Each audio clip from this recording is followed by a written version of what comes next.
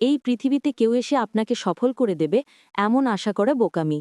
জীবনের যুদ্ধটা একান্তই নিজের। কেউ হাত ধরে টেনে তুলবে না যদি আপনি নিজেই উঠে দাঁড়াতে না চান। ১. কেউ আপনার কিছু দিতে বাধ্য না। আপনার বাবা মা আপনাকে জন্ম দিয়েছেন, মানুষ করেছেন, কিন্তু জীবনে আপনি কতদূর যাবেন সেটার দায়িত্ব আপনারই। কেউ আপনার জন্য সুযোগ তৈরি করবে এমন নিশ্চয়তা নেই। তাই অপেক্ষা না করে নিজের পথ নিজেকেই তৈরি করতে হবে। ২. পৃথিবী কঠিন, দুর্বলদের জায়গা নেই। জীবন কখনো কারোর জন্য থেমে থাকবে না।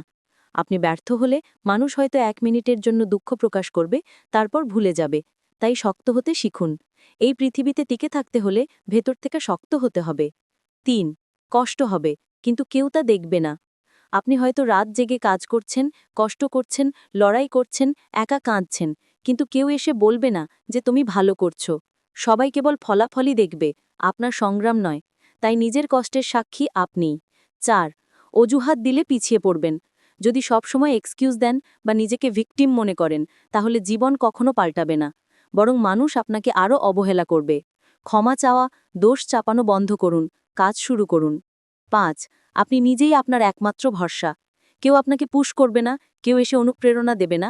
আপনি যদি নিজেকে না বদলান, তাহলে ১০ বছর পরও একই জায়গায় থাকবেন, শুধু আরও হতাশ হয়ে। এখনও যদি ভাবেন কেউ এসে আপনাকে বাঁচাবে, ভুল করছেন।